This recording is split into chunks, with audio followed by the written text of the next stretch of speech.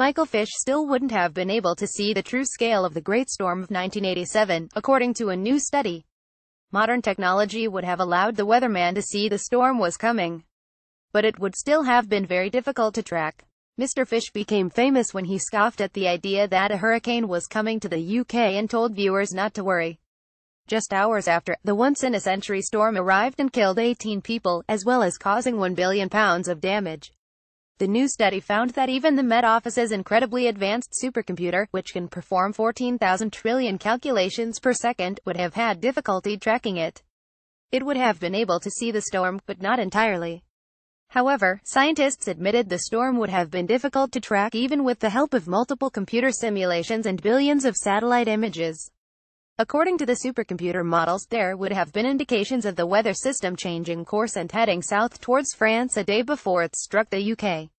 Michael Fish might have been saved from serious embarrassment but would probably not have got everything right.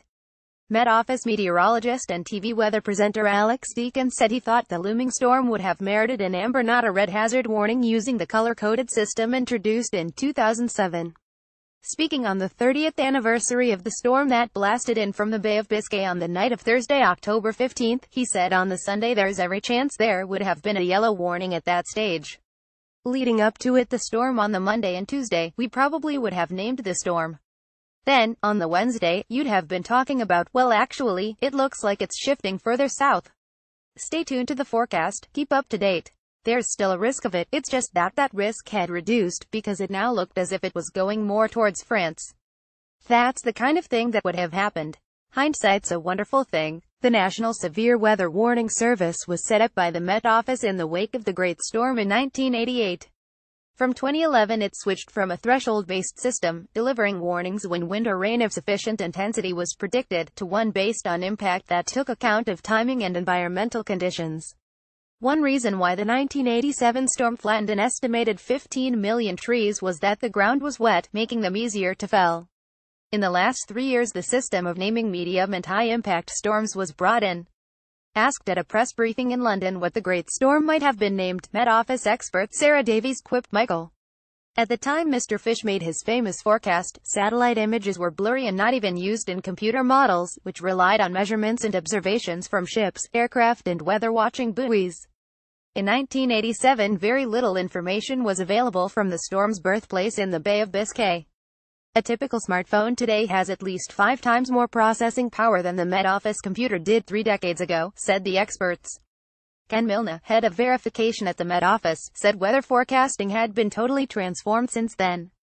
He added that even today, a storm identical to the one Michael Fish failed to predict would present a challenge. There would still be a degree of uncertainty, particularly in the local detail where the strongest winds might be, said Mr. Milne. Some storms are very predictable and you can be more confident, others like this one are more difficult.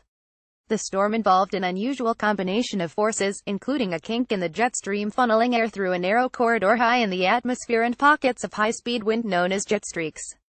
It also featured a very rare violent event known as a sting jet that was only recognized in 2004 by scientists analyzing the effects of the 1987 storm.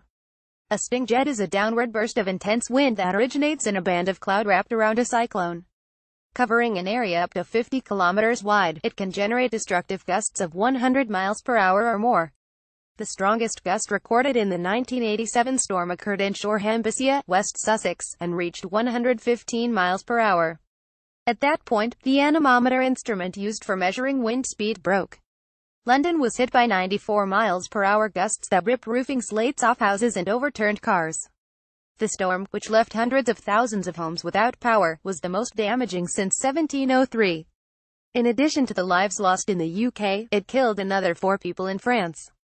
In his lunchtime BBC broadcast on October 15, Mr. Fish said earlier on today apparently, a woman rang the BBC and said she'd heard there was a hurricane on the way. Well, if you are watching, don't worry, there isn't. More about Great Storm Michael Fish reuse content.